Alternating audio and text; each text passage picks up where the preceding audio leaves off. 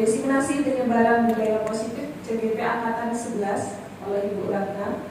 Ya, selamat datang juga di ruangan ini. Salawat serta salam tak lupa kita sanjungkan kepada Nabi Muhammad SAW. Karena atas rahmatnya kita diberi kesempatan nikmat sehat, nikmat sempat, sehingga bisa menghadiri acara diseminasi dari CGP Angkatan 11. Baik, saya akan bacakan susunan acara pada hari ini. Yang pertama adalah pembukaan, yang kedua adalah penyampaian materi, yang ketiga tanya jawab, dan yang keempat adalah penutup. Baiklah, mari bersama-sama kita buka acara ini dengan nama basmalah.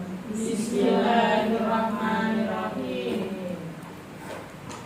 Baik, selanjutnya acara yang kedua adalah penyampaian materi dari Ibu Ratna Dewi SPD atau CGP dari CGP Angkatan 11.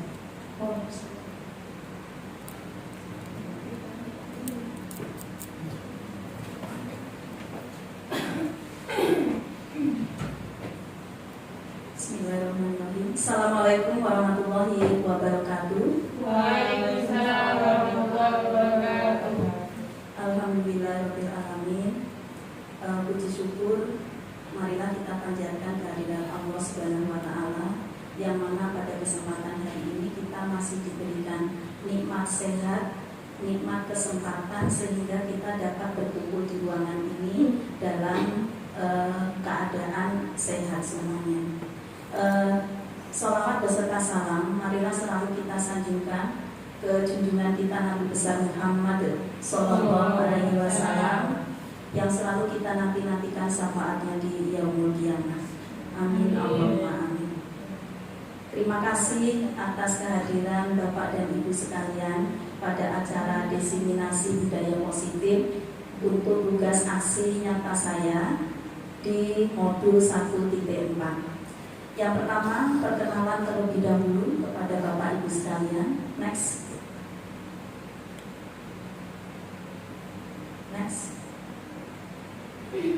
Ya. Perkenalkan, nama saya Ratna Dewi, calon guru penggerak angkatan 11 dari SMA Negeri 1 Seputi Surabaya, Lampung Tengah. Next. Nah, di sini saya didampingi oleh fasilitator, yaitu Ibu Stefanis Angela Alfa Sunarto, dan Bapak pengajar praktik, yaitu Bapak Fahru Rozi SPD.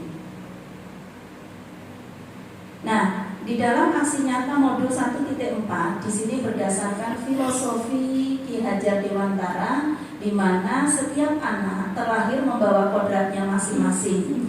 Tugas kita sebagai pendidik adalah menuntun anak sesuai dengan kodrat alam dan kodrat zaman. Nah, dari filosofi Ki Hajar Dewantara ini tentunya bagi Bapak Ibu semua sudah tidak asing lagi.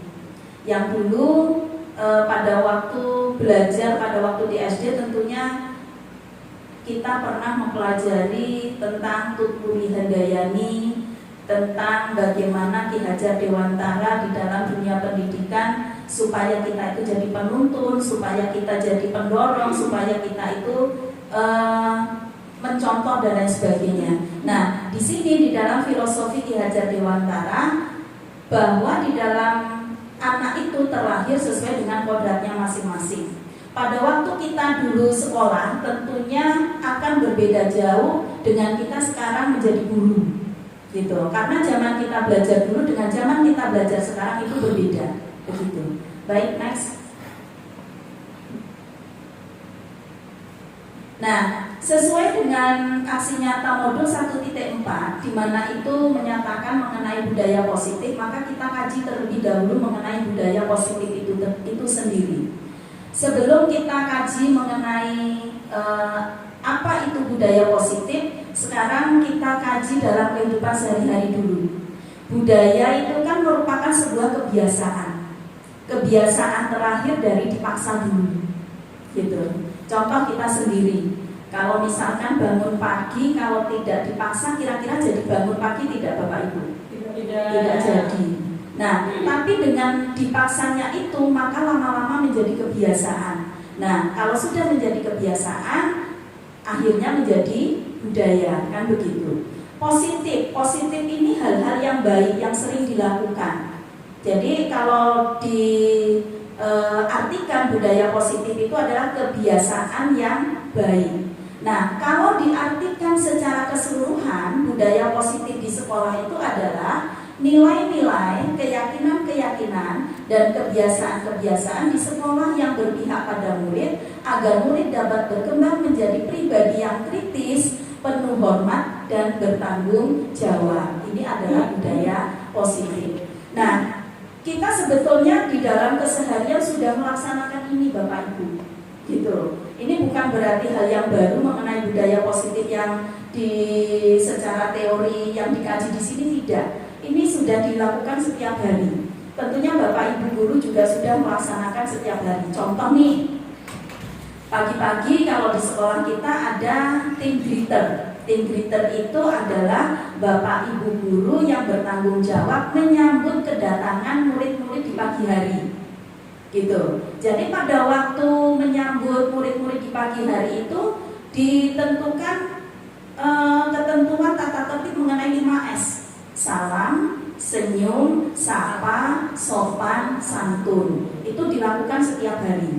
Nah, tentunya di sini sudah dilakukan setiap hari, dan ada beberapa hal-hal positif yang merupakan sebuah kebiasaan. Contoh, pagi anak-anak membersihkan kelas. Itu merupakan budaya positif.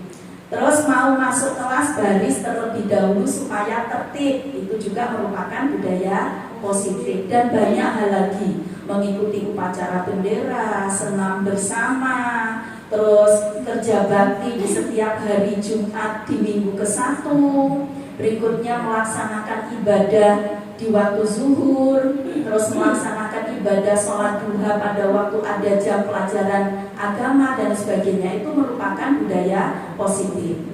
Baik, selanjutnya next. Nah, di dalam budaya positif, konsep intinya adalah yang pertama adalah perubahan paradigma belajar. Yang kedua, disiplin positif. Yang ketiga, nilai-nilai kebajikan. Selanjutnya adalah kebutuhan dasar manusia. Ada motivasi perilaku manusia, ada posisi kontrol guru, ada keyakinan kelas, dan yang terakhir adalah segitiga restitusi. Lanjut. Sekarang kita bahas yang pertama. Nah, tentunya ini juga sudah biasa bagi Bapak Ibu sekalian, bukan hal yang asing. Pembelajaran dengan paradigma baru. Nah, pembelajaran dengan paradigma baru merupakan pembelajaran yang dirancang berdasarkan prinsip pembelajaran berdiferensiasi, sehingga peserta didik belajar sesuai dengan kebutuhannya berdasarkan tahap perkembangan sesuai teori psikologi modern dan mewujudkan profil pelajar Pancasila. Nah, di sini yang akan saya utarakan mengenai prinsip pembelajaran berdiferensiasi. Jadi pembelajaran sesuai dengan kebutuhan murid atau pembelajaran sesuai dengan kebutuhan siswa. Nah, tentunya di sini bukan berarti kita sebagai guru itu akan membuat kelompok-kelompok siswa sesuai dengan kebutuhan mereka, tidak. Tapi kita sediakan media yang bisa menampung dengan kebutuhan mereka.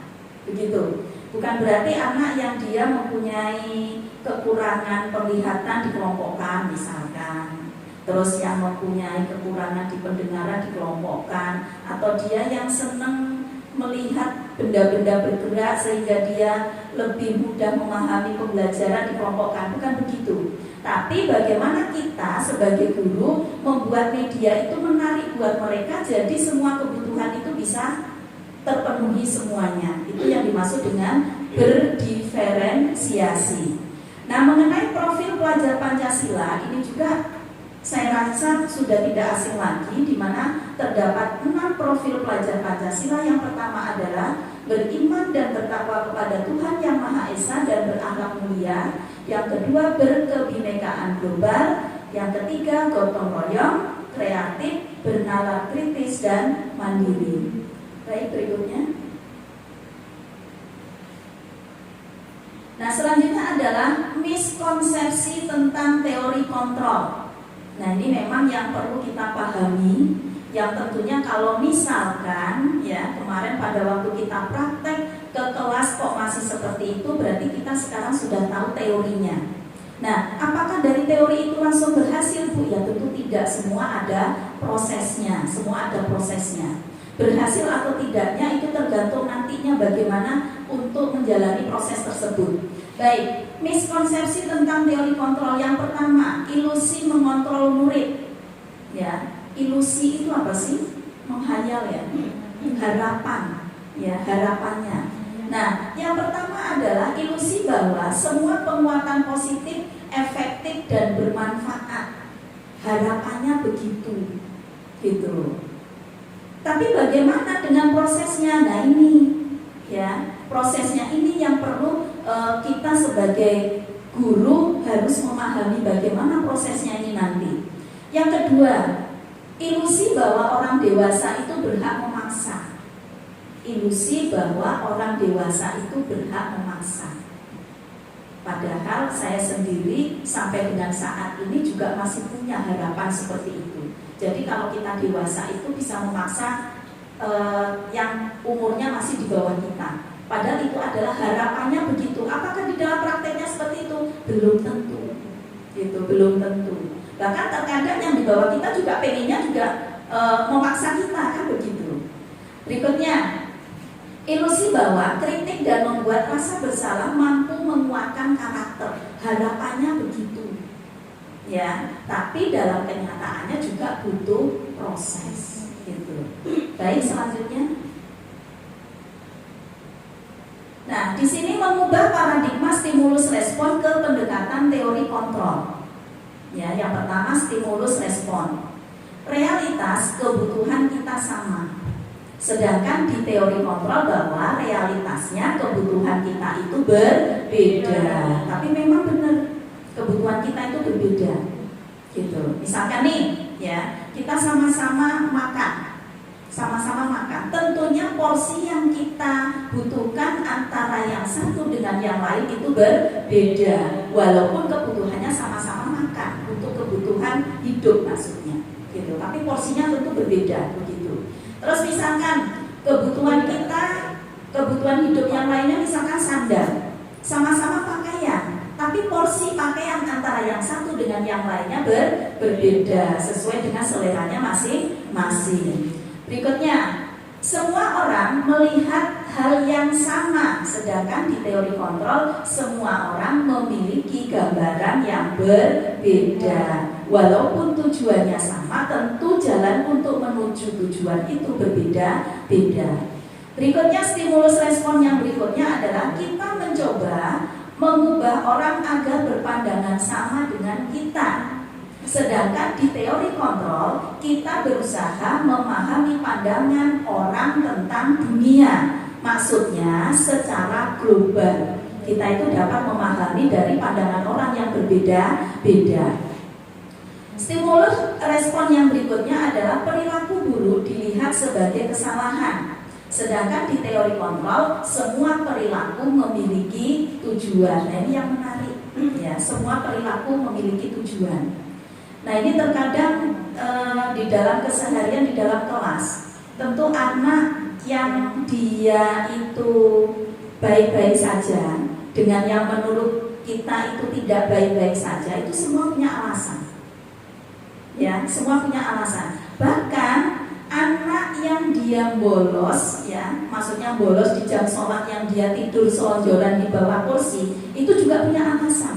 Pasti punya alasan, gitu. Kalau dipanggil ke BK pasti punya alasan. Alasannya bermacam-macam dan kita harus paham itu. Alasannya yang dia ngantuk, atau mungkin tidur sebelum jam sholat, tapi di sini berkelanjutan sampai melewati jam sholat dan lain sebagainya. Kan begitu, pasti punya alasan. Berikutnya, di stimulus respon berikutnya adalah orang lain bisa mengontrol saya, sedangkan di teori kontrol Anda tidak bisa mengontrol orang lain, begitu. Nah, ini harus dipahami, gitu. Kita tidak bisa akan menguasai orang lain. Kalau kebetulan sama berarti memang ada persamaan, tapi bukan berarti ada yang mengontrol, kan begitu.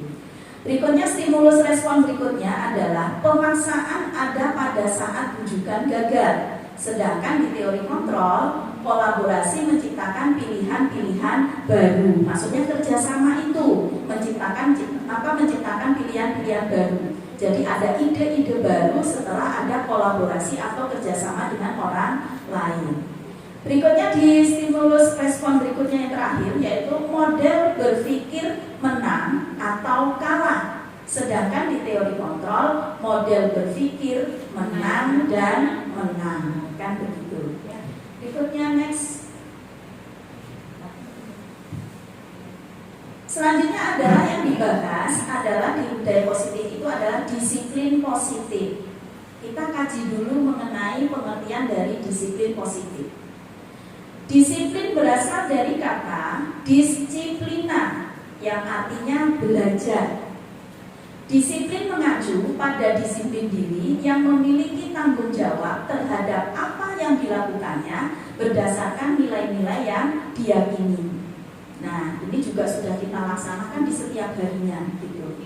Kita gaung-gaungkan kita harus disiplin gitu. Tapi tentunya semua itu harus didasari dari kita sendiri dulu. Jadi gurunya dulu yang disiplin, baru kita menerapkan kepada anak didik kita diminta untuk disiplin. Nah, disiplin positif merupakan salah satu cara penerapan disiplin yang bertujuan untuk menumbuhkan kesadaran serta memberdayakan peserta didik tanpa imbalan penghargaan atau reward, ancaman atau hukuman. Nah, nantinya disiplin positif itu akan dengan sendirinya diyakini sebagai sebuah aturan.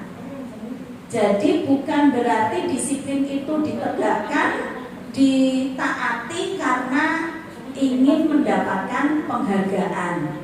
Karena di sini takut apabila melanggar tata tertib itu nanti akan mendapatkan hukuman, kan begitu. Tapi bagaimana disiplin positif itu merupakan apa ya, berasal dari dirinya sendiri bahwa kalau tidak disiplin maka saya akan misalkan melanggar peraturan begitu. Jadi diyakini pada dirinya siswa atau murid itu masing-masing. Jadi bukan berarti mau disiplin karena ingin mendapatkan sesuatu atau takut mendapatkan sesuatu, kan begitu.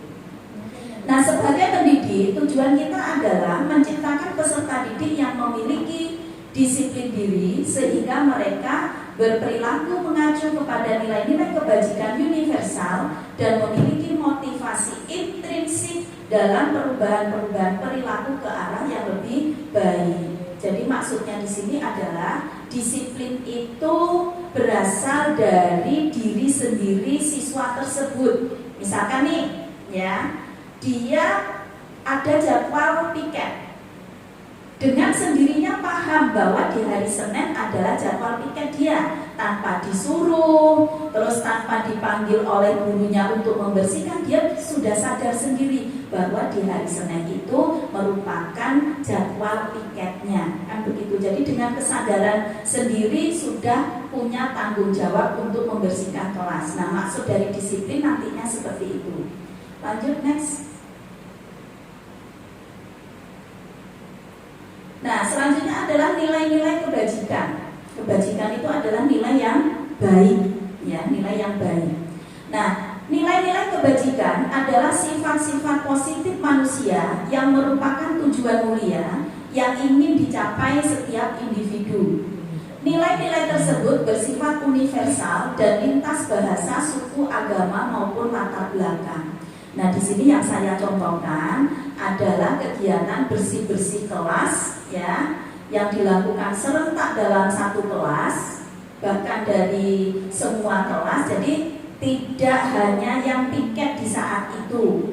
Ini gambar yang pertama bersih-bersih kelas, terus yang kedua bersih-bersih halaman, yang ketiga di sini membersihkan kaca dari luar. Ini nilai kebajikannya adalah menjaga kebersihan. Nah, tentunya nilai-nilai kebajikan itu banyak yang dilakukan. Contoh nih, ya, nilai kebajikan. Contoh, di kelas 11-8 itu sudah punya kebiasaan dia membuang sampah dipilah sesuai dengan fungsi tambahan nantinya. Contoh nih, botol plastik, ya. Jadi botol plastik di sini dikumpulkan yang nanti akan digunakan atau bisa dimanfaatkan untuk hal yang lainnya lagi. Jadi tidak langsung dibuang di pembuangan akhir begitu. Ini contoh. Lanjut. Baik, Bapak Ibu, kita ice breaking lagi ya, supaya pada acara ini kita tambah semangat. Dan mungkin ini ice breaking-nya juga saya mengacu pada apa ya ini, kayak kegiatan pramuka ya, pada kegiatan pramuka. Baik, silakan Bapak Ibu berdiri dulu.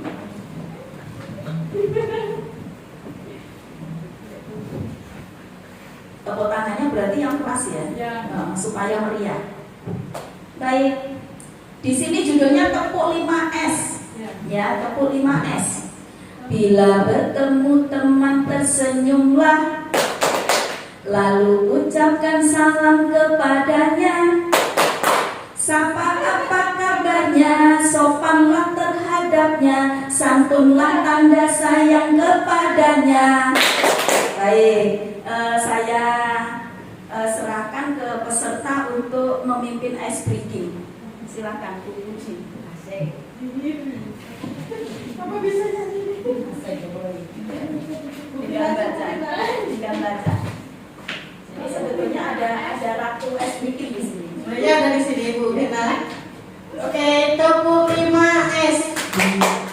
Oh, ulangi. Berarti habis tepuk 5S itu tepuk 3 kali gitu ya. Tepuk 5S.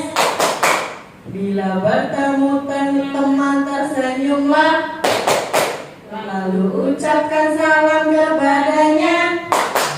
Sapa apa kabarnya, sopanlah terhadapnya, santunlah tanda sayang kepadanya. Sekali lagi. Oke, sekali lagi. Tepuk 5S. Bila bertemu teman tersenyumlah, lalu ucapkan salam kepadanya. Sapa apa kabarnya, sopanlah terhadapnya, santunlah tanda sayang kepadanya. Terima kasih. Jadi mengenang masa sekolah SD dulu, ya. Biasanya pada waktu kegiatan pramuka kan begini. Baik, next ice breaking selesai, mungkin nanti bisa diulang lagi. Baik, selanjutnya lanjut ke kebutuhan dasar manusia. Kebutuhan dasar manusia adalah merupakan unsur-unsur yang dibutuhkan oleh manusia dalam menjaga keseimbangan baik secara fisiologis maupun psikologis. Hal ini tentunya bertujuan untuk mempertahankan kehidupan dan kesehatan. Nah, di sini saya ambil foto pada waktu acara makan bersama setelah senam. Makan bersama setelah senam. Jadi ada kelompok dewan guru, berikutnya ada kelompok anak-anak per kelas. Foto yang kedua saya ambil dari kegiatan setelah pelaksanaan lomba cepat tepat. Jadi pada waktu anak-anak menerima penghargaan, gitu. Yang ketiga, foto dari makan bersama setelah kegiatan proses bimbingan lomba cepat tepat, begitu. Baik, selanjutnya next. Nah, di sini kebutuhan dasar manusia itu dibagi menjadi 5. Yang pertama adalah bertahan hidup. Ini survival. Jadi kayak kita kayak mendaki gunung ya, bertahan hidup. Bertahan hidup itu tentunya di sini perlu makan, ya kan? Bertahan hidup dari cuaca panas dan hujan berarti kita membutuhkan rumah. Kita bertahan hidup dari cuaca dingin dan lain sebagainya, maka kita membutuhkan pakaian, kan begitu. Yang kedua, kebutuhan dasar manusia yang kedua adalah kasih sayang dan rasa diterima. Nah, ini kebutuhan dasar. kita butuh kasih sayang, diperhatikan, diterima dalam lingkungan, gitu. Jadi anak-anak yang merasa tersisih di kelasnya itu tidak mendapatkan kasih sayang dan rasa diterima oleh teman-temannya. Seringkali kita mendapatkan permasalahan seperti itu.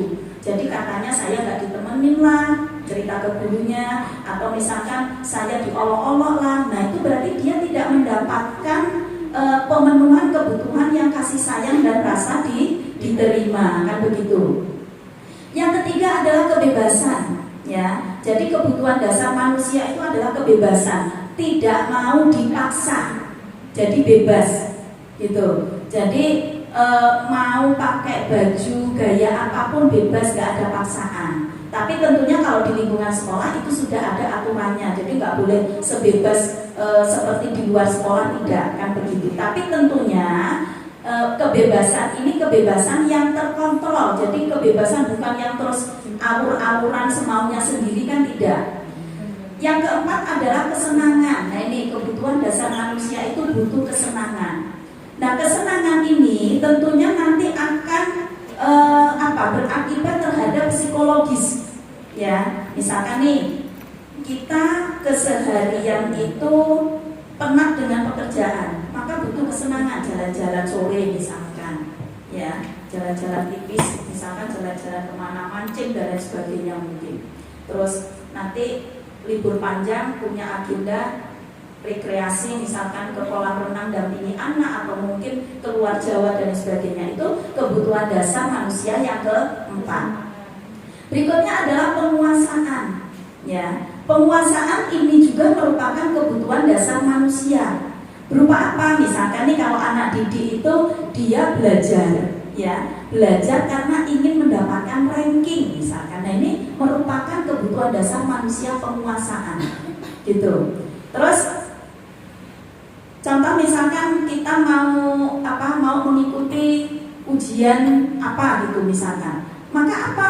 Merupakan kebutuhan dasar manusia, belajar terlebih dahulu supaya apa? Nanti pada waktu mengerjakan ujian kita bisa dan nanti lulus. Nah, ini adalah kelima kebutuhan dasar manusia. Baik, next. Motivasi perilaku manusia, ya, itu dibagi menjadi dua. Motivasi ekstrinsik yang berasal dari luar, maksudnya motivasi ekstrinsik itu adalah dorongan dari luar. Yang kedua adalah motivasi intrinsik, yaitu dorongan dari dalam diri manusia itu sendiri. Nah, yang dorongan ekstrinsik atau motivasi ekstrinsik, yang pertama adalah untuk menghindari hukuman atau ketidaknyamanan. Gitu. Jadi perilaku manusia itu karena takut, ya, takut dihukum, ya, maka dia terdorong untuk mempunyai berperilaku manusia itu tadi. Yang kedua, untuk mendapatkan imbalan atau penghargaan dari orang lain. Jadi dia melakukan sesuatu itu karena ingin mendapatkan penghargaan. Contoh nih, belajar sungguh-sungguh, ya. Jadi ada anak yang belajar sungguh-sungguh supaya apa? Nanti kalau dapat peringkat 1 akan dapat penghargaan dari wali kelasnya. Begitu. Ini motivasi atau dorongan ekstrinsik. Yang kedua, dorongan yang dari dalam diri manusia itu sendiri untuk menjadi orang yang mereka inginkan dan menghargai diri sendiri dengan nilai-nilai yang mereka yakini. Jadi tanpa ada pengaruh dari luar, gitu. Jadi contoh nih, dia belajar, ya, dia belajar karena dia butuhnya ingin tahu. Jadi bukan karena ingin mendapatkan penghargaan atau karena nanti dihukum oleh orang tuanya karena tidak belajar, kan begitu. Tapi karena dia benar-benar ingin tahu ilmunya dari buku yang dia pelajari, gitu. Itu yang motivasi intrinsik. Baik, next. Nah, ini contoh dari motivasi perilaku manusia. Nah, ini mungkin salah satu saya ambil dari foto di kelasnya Bapak Ibu ini. Ya, yang pertama adalah motivasi ekstrinsik yang saya ceritakan tadi. Jadi motivasi yang berasal dari luar, mendapatkan peringkat untuk mendapatkan penghargaan, gitu. Yang kedua, di sini motivasi intrinsik yang berasal dari diri manusia itu sendiri, dari siswa itu sendiri. Nih contoh, memenuhi kebutuhan belajar siswa. Begitu. Jadi dia belajar itu tidak karena ingin mendapatkan penghargaan apabila nanti dia ranking, tapi karena dia ingin tahu, ya, ingin mencari ilmu. Baik, selanjutnya. Nah, di sini ada tiga, ya, ada tiga diantaranya ada hukuman, ada konsekuensi, ada restitusi. Jadi nanti setelah kita mempelajari ini, nanti kita akan tahu perbedaannya. Nah, hukuman itu tidak terencana atau tiba-tiba. Yang kedua, murid tidak tahu apa yang akan terjadi atau dilibatkan. Yang ketiga, bersifat satu arah. Ya, satu arah itu bisa dari yang dewasa melakukan hukuman atau dari guru melakukan hukuman ke murid, kan begitu. Yang keempat adalah berupa hukuman fisik atau psikis, kan begitu. Nah, sedangkan kalau untuk konsekuensi, yang pertama itu terencana atau disepakati sesuai dengan peraturan. Jadi konsekuensi, jadi ada tanggung jawabnya maksudnya.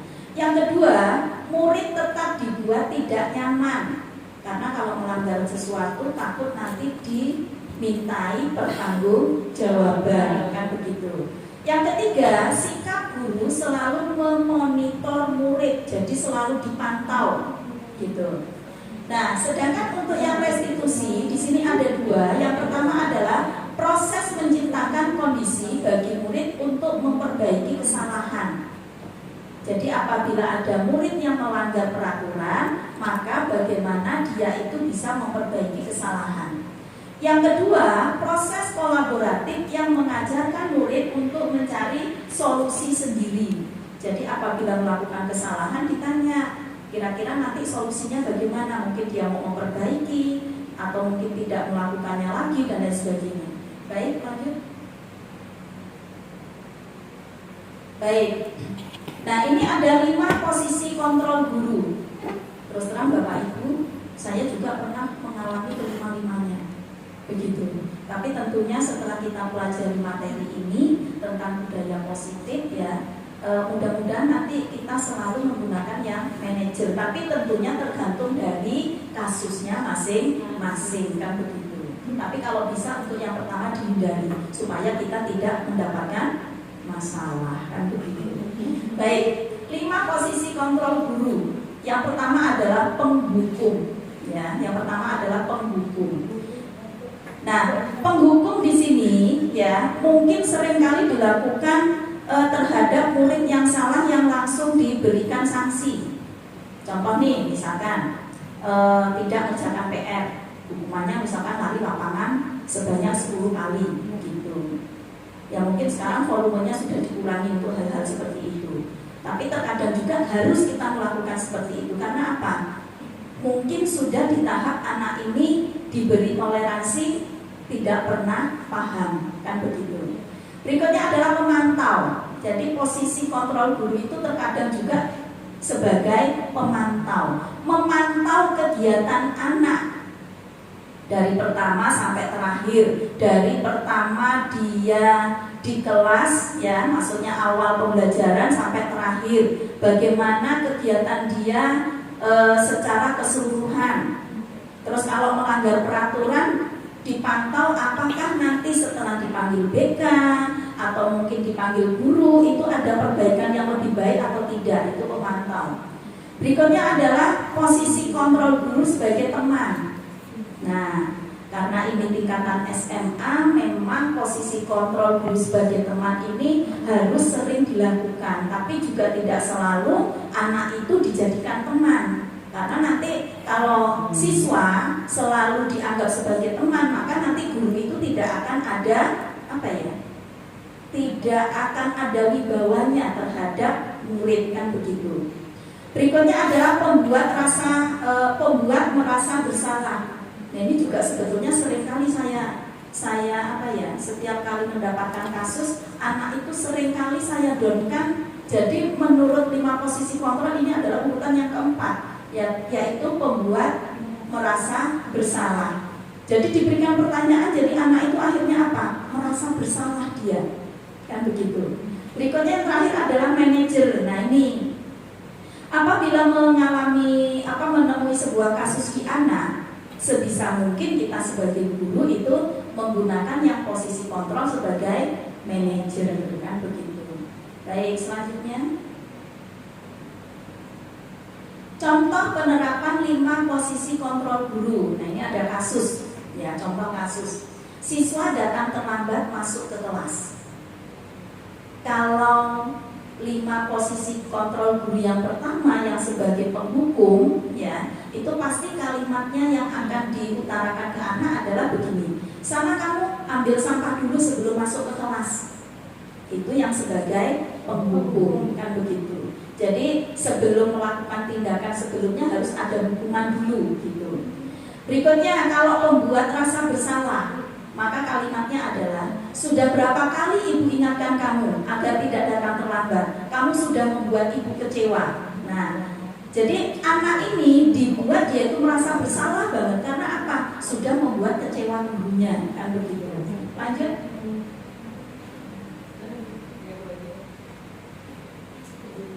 Nah sekarang yang sebagai pemantau, yang 5 posisi kontrol guru sebagai pemantau.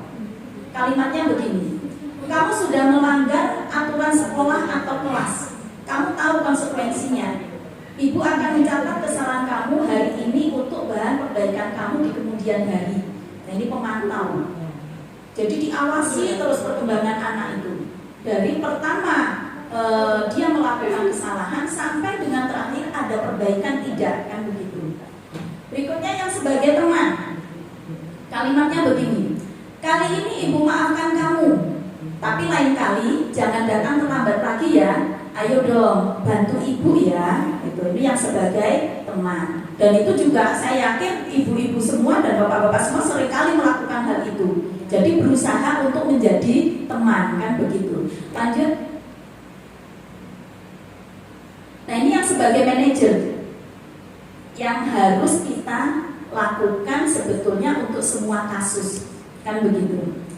Nah kalimatnya begini: apakah kamu tahu kesalahan yang sudah kamu lakukan? Bagaimana cara kamu memperbaiki kesalahan tersebut? Kan begitu. Tapi tentunya Bapak Ibu di sini juga melihat dari kasusnya apa dulu, kan begitu. Ada kalanya 5 posisi kontrol itu memang harus diterapkan sesuai dengan kasusnya masing-masing. Tidak, misalkan begini, anak yang membolos juga saya yakin tidak akan kental dengan posisi kontrol yang manajer, kan begitu. Mungkin perlu ada pemantau juga, kan begitu. Jadi bisa digabungkan dari 5 posisi kontrol guru tersebut. Baik, lanjut. Selanjutnya adalah keyakinan kelas. Ya, mungkin ini agak asing bagi Bapak Ibu sekalian mengenai keyakinan kelas. Kalau yang kita tahu dulu adalah mengenai apa?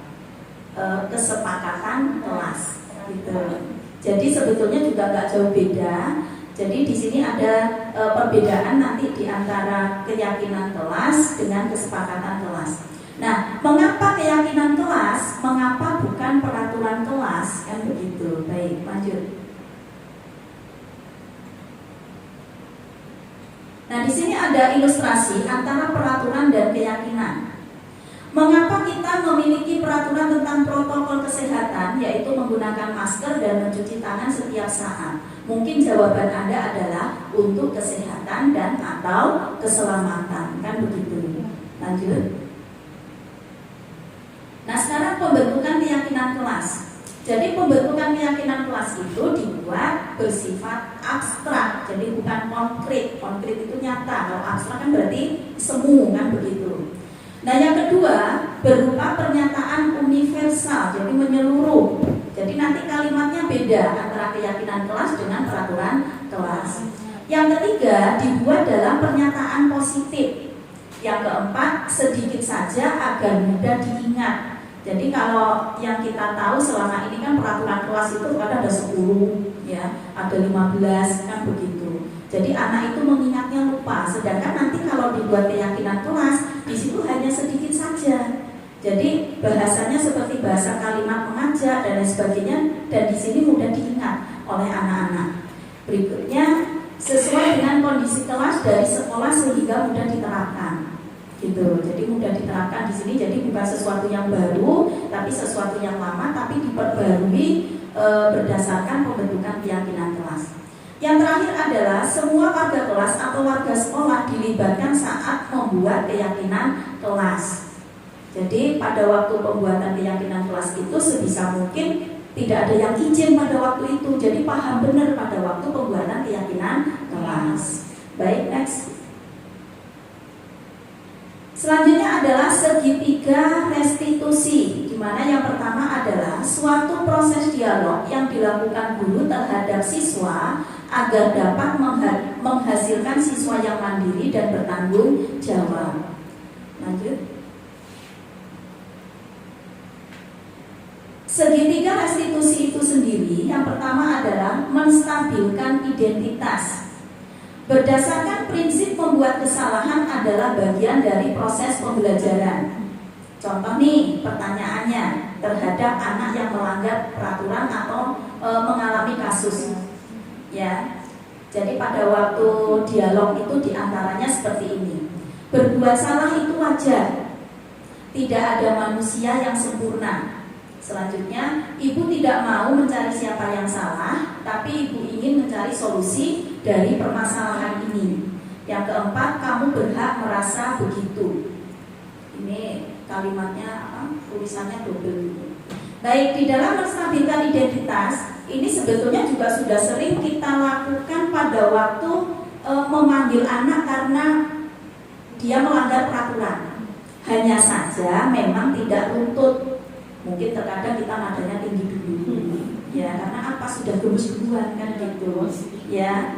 Walaupun di antara dialognya juga ada di antara ini, gitu. Hanya saja mungkin intonasinya tadinya karena anaknya takut dan sebagainya agak tinggi dulu, terus anaknya nangis dulu dan sebagainya, gitu. Jadi terkadang untuk mencari jawaban itu harus dipanggil 2 atau 3 kali untuk mendapatkan jawaban yang pasti, yang benar-benar alasan dia kenapa kok melanggar peraturan, kan begitu. Baik, yang berikutnya validasi tindakan yang salah. Jadi setelah tahapan yang pertama tadi, yang segitiga restitusi diberikan beberapa pertanyaan tadi, sekarang yang kedua, validasi tindakan yang salah. Berdasarkan prinsip, setiap perilaku berupaya memenuhi suatu kebutuhan tertentu. Di antaranya pertanyaan pada waktu dialognya itu adalah, kamu pasti punya alasan mengapa melakukan hal itu. Berikutnya, padahal kamu bisa melakukannya yang lebih buruk dari ini ya. Kamu patut bangga karena telah melindungi sesuatu yang penting buatmu. Terus kalimat dialog berikutnya adalah, kamu melakukannya karena mempertahankan sesuatu yang penting bagimu. Nah, saya yakin juga ini juga sering kita ucapkan kepada anak pada waktu kita panggil, pada waktu melakukan sebuah dia melanggar peraturan, kan begitu. Lanjut, segitiga restitusi yang ketiga, menanyakan keyakinan. Berdasarkan prinsip teori kontrol bahwa pada dasarnya kita dapat memunculkan motivasi secara intrinsik, gitu. Jadi dorongan pada diri murid tersebut, bagaimana apabila dia melakukan kesalahan, dia tahu cara menyelesaikan masalah tersebut. Di antaranya pada dialognya adalah yang pertama, apa keyakinan kelas kita, gitu. Karena keyakinan kelas itu kan sudah dibentuk bersama, pasti anak itu paham apa keyakinan kelasnya. Yang kedua, nilai-nilai apa yang telah disepakati bersama. Nah, ditanyakan terlebih dahulu keyakinan kelas yang sudah disepakati itu apa saja. Yang ketiga, seperti apa gambaran kelas yang ideal menurut kamu. Jadi anak ditanya, pengennya itu kelas yang seperti apa, kan begitu. Yang terakhir adalah kamu ingin menjadi orang seperti apa, gitu. Jadi nanti dia berangan-angan pengennya jadi apa nantinya. Lanjut, next. Nah, di sini saya tampilkan sebuah foto penerapan segitiga restitusi. Jadi saya panggil anak yang pertama, saya ajak dialog di sini. Berikutnya yang kedua juga begitu. Untuk yang kedua ini kasus dia pada waktu pelajaran ekonomi tidak membawa buku. Jadi bukunya tidak lengkap yang dia dibawa. Yang ketiga, gambar siswa yang terlambat masuk kelas di jam pelajaran ekonomi di jam pertama. Begitu. Baik, lanjut next.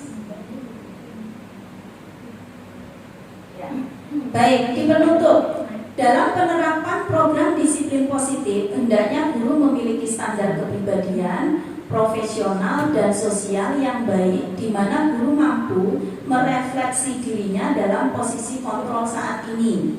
Bagaimana perjalanan dirinya sebagai among atau manajer yang menuntun murid-muridnya menjadi insan yang mandiri, merdeka dan bertanggung jawab. Lanjut.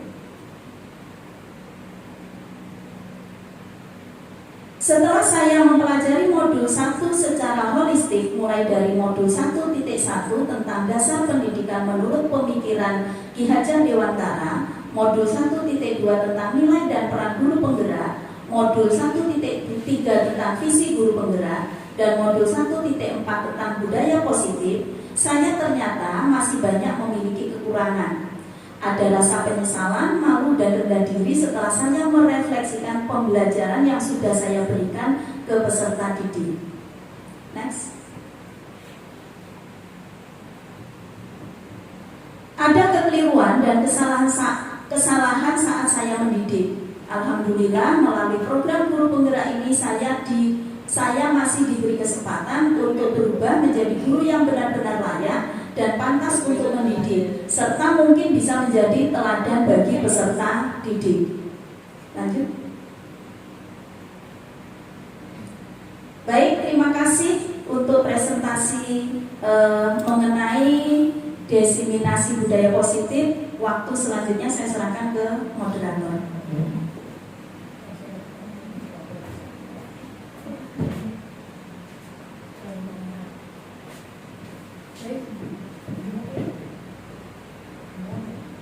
Baik, terima kasih Bu atas pemaparan materinya. Sangat membuka wawasan saya tadi yang nggak tahu tentang disiplin positif, akhirnya menjadi tahu. Yang tadinya saya itu dari 5 kontrol tadi seringnya sih jadi penghubung. Ya. Apalagi kalau saya sudah berhadapan sama uji klinikal ya Bu. Entah tanduk itu kenapa jadi biasanya sekitar tinggi udah ya. Alhamdulillah saya klinikalnya sudah lulus. Tapi masih ada yang lain perilisannya. Baik, sesi selanjutnya kita akan ada sesi tanya jawab. Bagi yang mau bertanya, mempunyai pertanyaan, silahkan. Terima kasih Ibu. Sebelumnya saya ucapkan Assalamualaikum warahmatullahi wabarakatuh. Waalaikumsalam warahmatullahi wabarakatuh. Di sini saya ingin bertanya mengenai segitiga restitusi menurut Dewan Gosen. Menurut Ibu, apa sih Bu tujuan dasar dari segitiga restitusi yang dicetuskan oleh Dewan Gosen? Terima kasih. Baik, akan saya jawab. Tadi pertanyaannya adalah tujuan segitiga restitusi menurut Diane Gosen. Baik, tujuan dari segitiga restitusi itu adalah mengubah identitas anak yang bersalah dari orang yang gagal menjadi orang yang sukses. Itu menurut Diane Gosen. Nah, di sini akan saya contohkan. Ya, akan saya contohkan, mungkin bisa dibuka di slide yang tadi, minta tolong yang gambar tadi sebelum. Nah, ini baik. Nah, pada waktu penerapan segitiga restitusi, di sini akan saya tambahkan dari jawaban ini tadi, ya. Jadi di gambar yang kedua ini ada anak saya panggil gara-gara dia tidak membawa buku pelajaran. Padahal sebelum pembelajaran dimulai di awal pembelajaran itu sudah ada keyakinan kelas bahwa setiap ada pelajaran ekonomi siswa wajib membawa buku, kan begitu. Nah, pada waktu pembelajaran saya cek satu persatu, ternyata anak ini tidak membawa buku. Padahal di keyakinan kelas itu kalau memang lupa, namanya lupa ya tidak ingat ya, namanya lupa, tidak membawa buku itu harus konfirmasi dulu ya, maksudnya konfirmasi ke saya ya, ke gurunya bahwa bukunya lupa. Nanti bagaimana solusinya untuk pembelajarannya kan begitu. Nah di sini anak ini tidak ngomong ya, tidak ngomong secara langsung bahwa bukunya itu ketinggalan. Nah akhirnya saya panggil. Tapi pemanggilan ini tidak saya laksanakan pada waktu pembelajaran, tidak. Tapi saya ingatkan nanti pada waktu istirahat silakan menghadap saya ke kantornya begitu. Nah, setelah saya panggil, saya lakukan kenapa kok bukunya ketinggalan, ya kan? Alasannya apa? Terus saya ikuti segitiga restitusi tadi, terus solusinya bagaimana? Ya, ternyata dia punya tanggapan di sini, ya punya tanggapan. Dengan dipanggilnya itu dia merasa apa ya? Dia itu merasa diperhatikan, sudah dipanggil dan dia merasa bahwa benar kalau memang nggak bawa buku, ya nggak bawa buku yang dibutuhkan pada waktu pembelajaran ekonomi, dia akan merasa kesulitan sendiri. Nah, di sini bisa kita pahami bahwa di dalam segitiga restitusi itu jadi menumbuhkan kesadaran diri terhadap anak. Bahwa di dalam pembelajaran itu memang ya harus bawa buku, kalau nggak bawa buku nggak bisa belajar kan begitu. Dengan kita panggil anak itu merasa diperhatikan gitu. Baik Bu Esti, silakan bagaimana? Ya, saya rasa cukup Ibu. Terima kasih.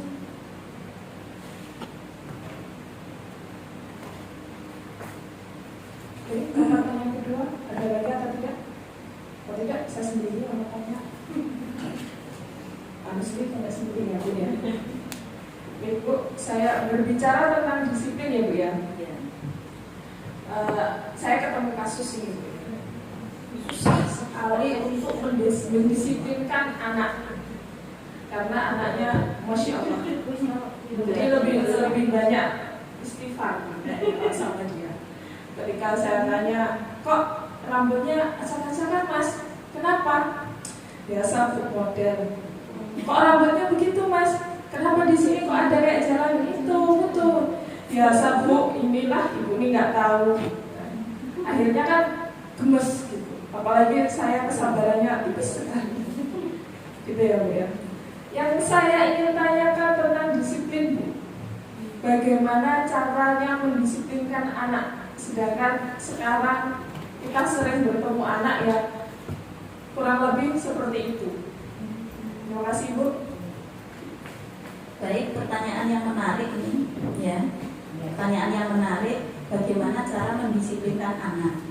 Tentu nanti akan kita terapkan ke 5 posisi kontrol tadi, gitu ya.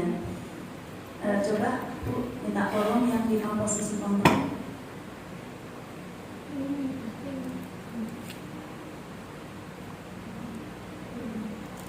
Ya, nah baik. Nah, bagaimana cara mendisiplinkan anak?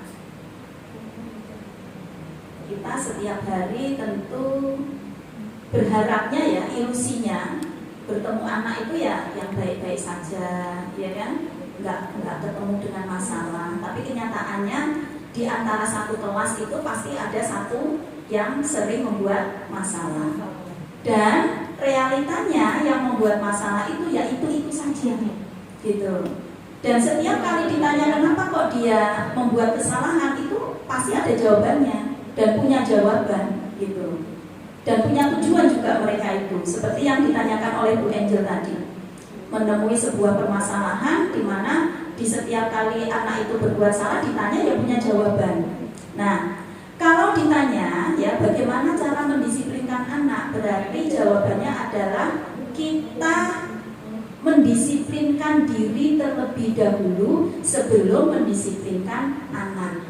Kita buat jadi contoh yang baik dulu sebelum kita ingin meminta anak itu baik, gitu.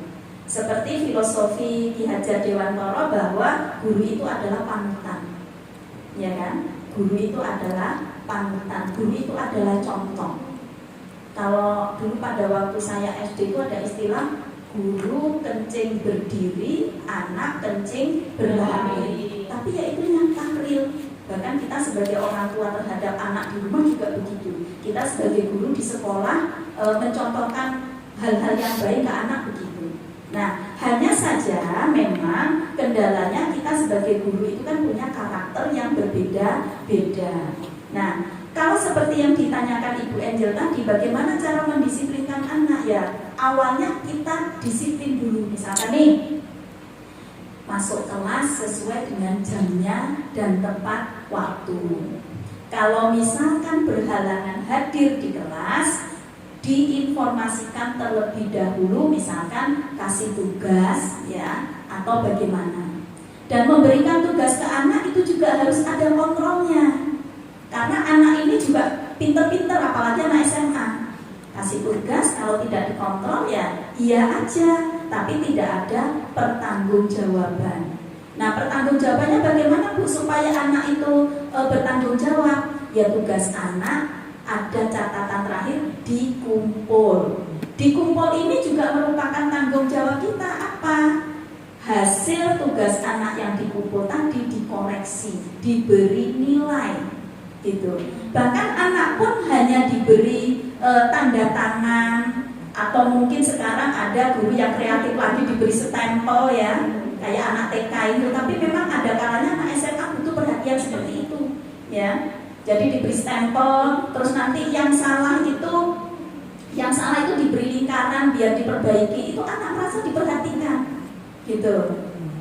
Jadi memang disiplin itu kolaborasi. Tidak hanya kita menuntut anak baik, tapi kita bagaimana bisa menuntun anak juga untuk menjadi baik. Kita jadi contoh dulu, ya, jadi contoh teladan dulu. Itu tadi yang pertama, masuk kelas tepat waktu, ya. Berikutnya berpakaian, ya, berpakaian. Anak itu kalau misalkan tidak diberi peraturan kelas atau keyakinan kelas, ya, tentunya di sini pakaiannya pasti maunya macam-macam. Ada yang celananya pensil, ya kan, yang sampai masuk mau pakai celana aja susah, pakai plastik dan sebagainya, ya kan. Terus kalau yang anak perempuan pengennya yang apa? Yang sepan, yang ketat. Memang dilihat bagus, ya dilihat bagus. Apalagi kalau SMA itu udah gadis-gadis, udah bujang-bujang bagus gitu.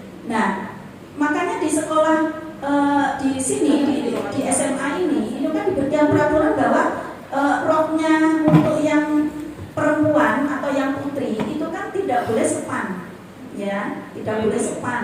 Jadi artinya kalau untuk duduk, untuk jalan itu nggak kelihatan untuk tubuhnya lah kan begitu. Namanya anak-anak ini terus terang ya, kalau duduk itu luar biasa, kakinya entah cenangan kemana.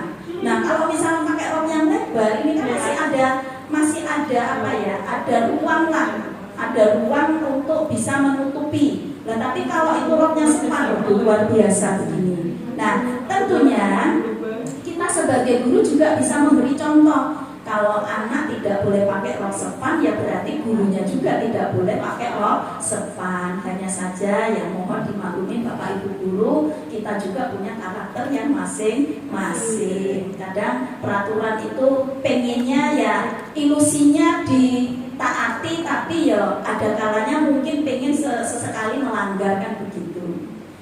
Itu jawabannya Bu Angel.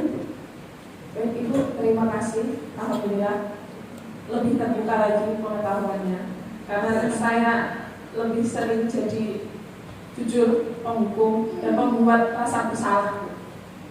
Terima kasih Bu. Ada pertanyaan lagi? Saya mau menambahkan.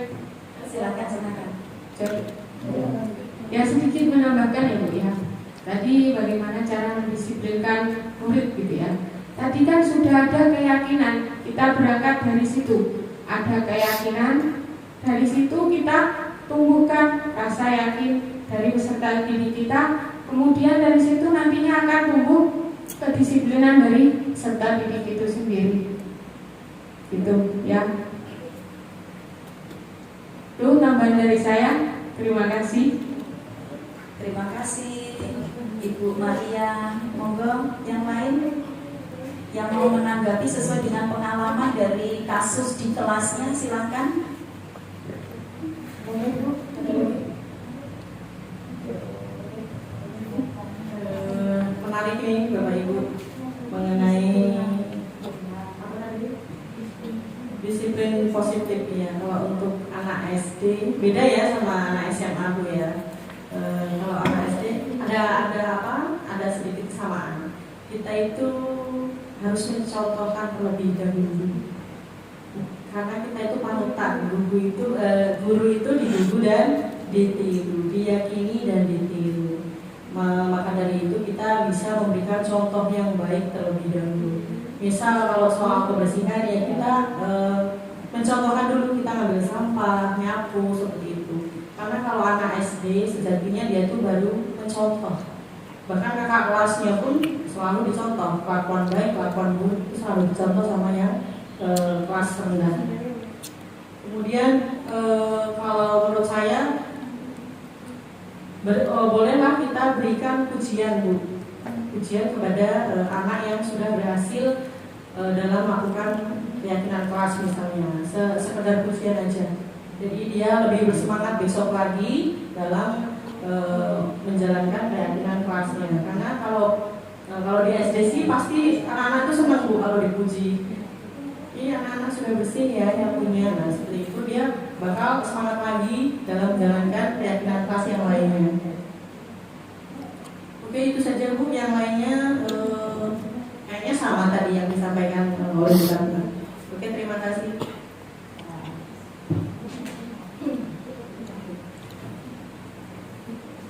Baik, terima kasih. Ini sudah tidak ada yang bertanya lagi atau menambahkan. Alhamdulillah. Acara terakhir adalah menutup. Mari kita tutup acara hari ini dengan lafaz hamdalah. Alhamdulillahirabbil alamin. Oke, semoga acara ini bermanfaat bagi kita di dunia dan di akhirat. Saya selaku MC mengucapkan terima kasih. Wassalamualaikum warahmatullahi wabarakatuh. Waalaikumsalam warahmatullahi wabarakatuh.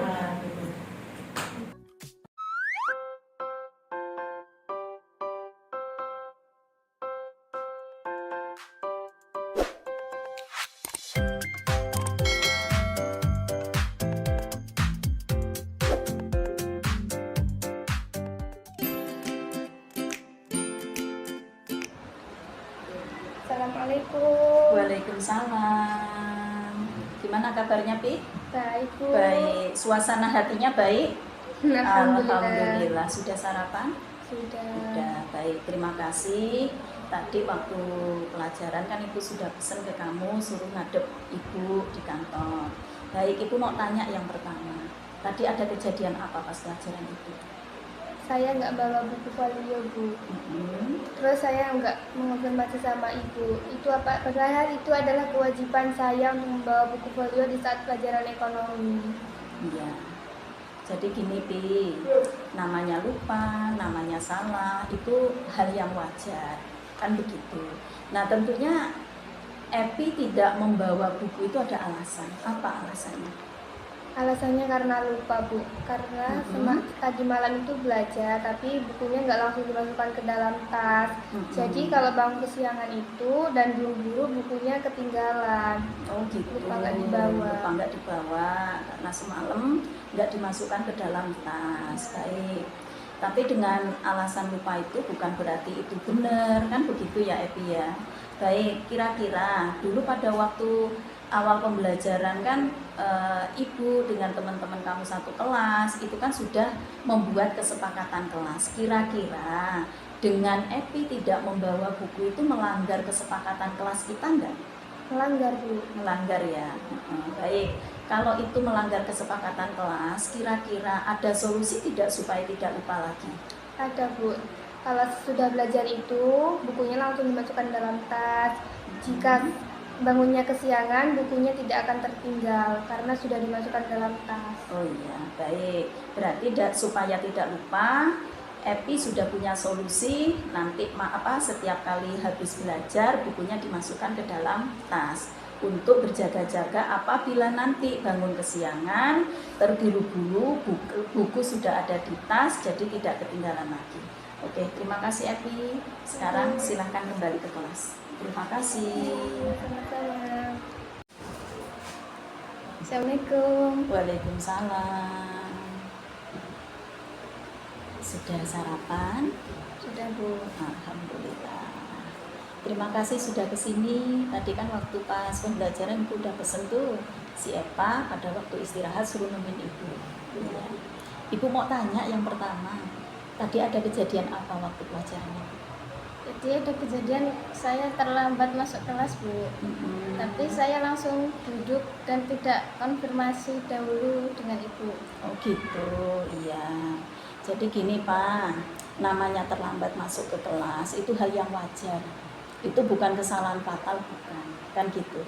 Tapi tentunya Epa di sini terlambat masuk ke kelas, langsung duduk tanpa konfirmasi ke Ibu itu pasti punya alasan. Alasannya apa? Bangunnya kesiangan Bu. Bangunnya kesiangan. Kenapa bangun kesiangan? Karena keasikan main HP sampai larut malam. Oh begitu, baik. Kalau alasannya itu bangunnya kesiangan karena tidurnya larut malam karena main HP, itu bukan sesuatu yang benar, kan begitu, ya kan? Nah, baik. Tentunya dulu pada waktu awal pembelajaran kan sudah ada kesepakatan kelas tuh. Kira-kira kalau terlambat masuk ke kelas, langsung duduk tanpa konfirmasi ke Ibu itu melanggar kesepakatan kelas tidak? Melanggar. Melanggar. Nah tentunya supaya tidak terlambat lagi, tentunya sudah ada solusi di angan-angannya Epa. Apa kira-kira solusinya? Saya akan membatasi bermain HP dan tidur lebih awal agar tidak bangun kesiangan. Iya. Nah tentunya supaya tidak bangun kesiangan, Epa sudah punya solusi. Main HP-nya dikurangi, tidur lebih awal. Oke, terima kasih Epa. Kembali ke kelas. Terima kasih Bu. Iya. Assalamualaikum warahmatullahi wabarakatuh. Perkenalkan nama saya Eva Yuliana dari kelas 12/4. Di sini saya sangat senang bisa berdiskusi dengan Ibu Ratna tentang pentingnya masuk kelas tepat waktu pada saat pembelajaran ekonomi. Supaya saya tidak tertinggal materi pembelajaran ekonomi dan lebih menghargai guru yang ada di kelas. Saya akhiri, wassalamualaikum warahmatullahi wabarakatuh. Assalamualaikum warahmatullahi wabarakatuh. Perkenalkan, nama saya Evi Yuliani dari kelas 12/4. Saya sangat senang sekali berdiskusi dengan Ibu Ratna Dewi tentang pentingnya membawa buku folio pada pelajaran ekonomi, supaya tidak tertinggal materi dan bisa menghargai guru yang ada di kelas. Sekian saya akhiri. Wassalamualaikum warahmatullahi wabarakatuh.